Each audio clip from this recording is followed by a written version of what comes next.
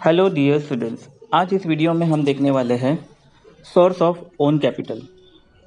The capital raise by company with the help of owners और shareholder is called own capital और ownership capital. Share holder की मदद से company में जो कैपिटल रेज किया जाता है उसी को ओन कैपिटल या ओनरशिप कैपिटल कहते हैं। The share holder purchase share of the company and supply necessary capital. Share holder company के शेयर खरीदकर कंपनी को कैपिटल सप्लाई करते हैं। It is one form of own capital. Own capital का एक ये प्रकार है।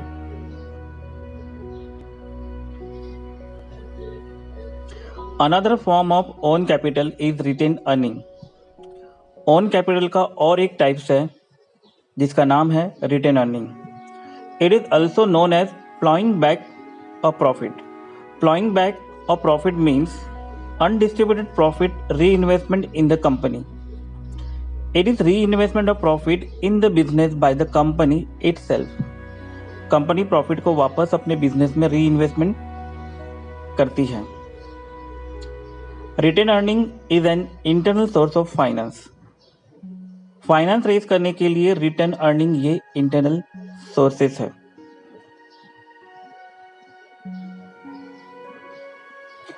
Own capital is regarded as a permanent capital, as it is written only at the time of winding up the company. Winding up is the process of dissolving a company. Own capital ये business में हमेशा रहने वाला capital माना जाता है। Capital return सिर्फ company बंद होने के वक्त ही वापस किया जाता है। Own capital in the form of share capital provides initial sources of capital for new company. New company initial stage पर शेयर कैपिटल इशू करके अपने फंड्स को रेज करती है। It can be raise any time later to satisfied additional capital needs of company. भविष्य में additional capital की जरूरत को पूरा करने के लिए शेयर कैपिटल का उपयोग किया जाता है। However, retain earning can not be an initial source of capital, but it can be important source of capital when company runs its business profitability during its existence. Retain earning ये source of capital का initial source नहीं हो सकता, क्योंकि कोई भी new company को earning करने के लिए मिनिमम 1 साल तो लगता ही है।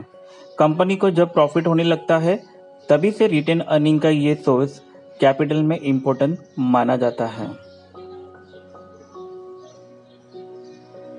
Promoter decide the share capital required by a company. Company को कितने शेयर कैपिटल की रिक्वायरमेंट है ये प्रोमोटर डिसाइड करते हैं। This amount of share capital is known as authorise capital. जो बिजनेस में फंड रेज करने के लिए प्रोमोटर जो अमाउंट डिसाइड करते हैं उसी को ऑथराइज कैपिटल कहते हैं।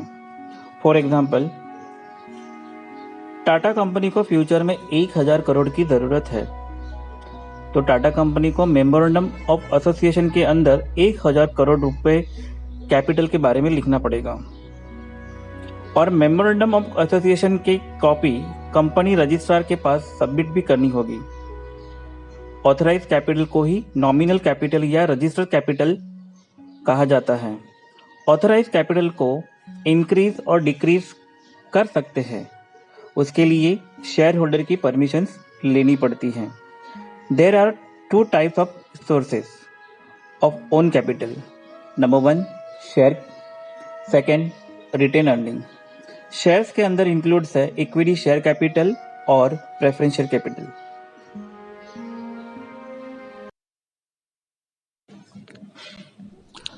शेयर शुरू करने से पहले मैं आपको एक कहानी सुनाता हूँ, उसके बाद हम शेयर की कॉन्सेप्ट शुरू करते हैं। मुझे बिजनेस स्टार्ट करने के लिए 1 लाख रुपए की ज़रूरत है। यहाँ पर आपको समझाने के लिए मैंने 3 केस दिए हैं। केस नंबर 1, मैं अपने फ्रेंड संजू के पास जाता हूँ और उसे कहता हूँ कि मुझे 1 लाख रुपए चाहिए। क्या संजू मुझे बिजनेस स्टार्ट करने के लिए 1 लाख रुपए देगा? इसका आंसर क्या होगा? आंसर है नहीं। केस नंबर 2, मैं फिर अपने फ्रेंड्स संजू और रेहान के पास जाता हूँ और उन्हें कहता हूँ कि आप दोनों से मुझे 50-50 1000 रुपये चाहिए। क्या संजू और रेहान मुझे बिजनेस स्टार्ट करने के लिए 50-50 हज़ार रुपये देंगे? इसका आंसर क्या होगा? इसका भी आंसर नहीं होगा। केस नंबर 3, मैं अपने फ्रेंड संजू, रेहान, आयुष और राज के पास जाता हूँ और उन्हें कहता हूँ मुझे हर एक से 25-25 हज़ार रुपये चाहिए। क्या चारों मुझे बिजनेस स्टार्ट करने के लिए 25-25 हज़ार रुपये देंगे? इसका आंसर क्या होगा? इसका भी आंसर नहीं होगा। यहाँ पर तीनों केस में मुझे कोई भी पर्सन इतनी बड़ी अमाउंट नहीं देगा। फिर मैं क्या करता हूँ, मुझे कितनी अमाउंट एक पर्सन से मिल सकती है उसकी कैलकुलेशन करता हूँ। अगर मैं हर एक पर्सन से 100 रुपये लूँ तो मुझे कितने लोगों से मांगना पड़ेगा? तो 1 lakh divide by 100 is equal to 1000 लोगों से मुझे 100 रुपये मांगने पड़ेंगे। तो 1 लाख रुपए ये मेरा कैपिटल रहा, 100 रुपये ये मेरे शेयर की वैल्यू या फेस वैल्यू रही जो मुझे मांगनी है एक इंसान से, और 1000 जो है ये मेरे नंबर ऑफ शेयर होल्डर है जो मुझे 100 रुपये करके 1 लाख रुपए कैपिटल करके देने वाले हैं। तो शायद आप समझ गए होंगे मैं क्या कहना चाहता था। तो आइए शुरू करते हैं शेयर की concept. The term share is defined by Section 284 of the Companies Act 2013. Share means a share in the share capital of a company and included stock. Share का मतलब शेयर कैपिटल का एक हिस्सा और स्टॉक को भी उसमें इंक्लूड किया जाता है। Share is a unit by which the share capital is divided. Share capital को जिस यूनिट से डिवाइड किया जाता है उस यूनिट को शेयर कहते हैं। The total capital of a company is divided into small part and each part is called share and the value of each part unit is known as face value. Company के total capital को small part से divide किया जाता है और ऐसे small part को ही share बोला जाता है। वैल्यू ऑफ ईच पार्ट या यूनिट को फेस वैल्यू कहा जाता है। Share is a small unit of a capital of a company. It facilitates the public to subscribe to the capital is a smaller amount.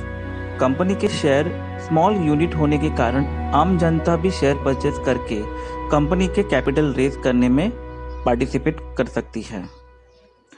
A person can purchase any number of share as he wishes. कोई भी व्यक्ति उसकी इच्छा से कितना भी share purchase कर सकता है। A person who purchases share of a company is known as a shareholder or a member of that company. जो व्यक्ति शेयर परचेज करता है उसे शेयर होल्डर या कंपनी का मेंबर कहा जाता है। तो आइए शुरू करते हैं features of shares. 1. Meaning. Share is the smallest unit in the total share capital of a company. Share ये कंपनी के टोटल शेयर कैपिटल का स्मॉल यूनिट है। 2. Ownership. The owner of share is called as share holder. Share purchase करके जो honour हो गया है उसे शेयर होल्डर कहते हैं। It shows the ownership of a share holder in the company. Share holder company अपने ऑनरशिप का हक जताती है कंपनी पर। 3. Distinctive number. Unless dematerialise each share has distinct number for identification. It is mention in the share certificates. अगर share के dematerialise नहीं हुआ हो तब हर शेयर के लिए डिस्टिंक्ट नंबर दिया जाता है और वो शेयर सर्टिफिकेट में लिखा जाता है। 4. Evidence of title. A share certificate is issued by a company under its common seal. Company share certificate के ऊपर कॉमन सील लगाने के बाद ही इशू कर सकती है। It is a document of title of ownership share. Share certificate ये document दर्शाता है ऑनरशिप शेयर का। A share is not any visible thing. It is shown by share certificate or in the form of demat shares. 5. Value of shares. Each share has a value expressed in a term of money. There may be A. Face value. This value is written on the share certificate and mentioned in the memorandum of association. Face value ये share certificate पर लिखा जाता है और memorandum में association में भी लिखा जाता है, जैसे कि शेयर सर्टिफिकेट पे लिखा होगा फेस वैल्यू ₹10 या 100 etc. B. Issue price. It is the price at which company sell its shares. जिस प्राइस में कंपनी शेयर को बेचना चाहती है उस प्राइस को इशू प्राइस कहते हैं। जैसे कि कंपनी 10 रुपए का शेयर 100 में इशू करना चाहती है, उसी को ही इशू प्राइस बोलते हैं। C. Market value. This value of share is determined by demand and supply forces in the share market. Market value ये शेयर मार्केट के डिमांड और सप्लाई पे आधार होती है। 6. Rights. A share confers certain rights on its holder, such as right to receive dividend, right to inspect statutory books, right to attend shareholder meeting, and right to vote at such meeting, etc. Share holder को कुछ right दिए जाते हैं, जैसे dividend मिलने का अधिकार, statutory book को चेक करने का अधिकार, शेयर होल्डर की मीटिंग अटेंड करने का अधिकार और वोट करने का अधिकार आदि। 7. Income. Shareholder is entitled to get a share in the net profit of the company. It is called dividend. Company के नेट प्रॉफिट में शेयर होल्डर को शेयर दिया जाता है, उसी को ही डिविडेंड कहा जाता है।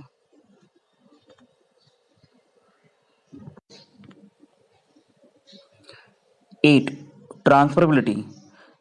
This share of the public limited company are freely transferable in the manner provided in the Article of Associations.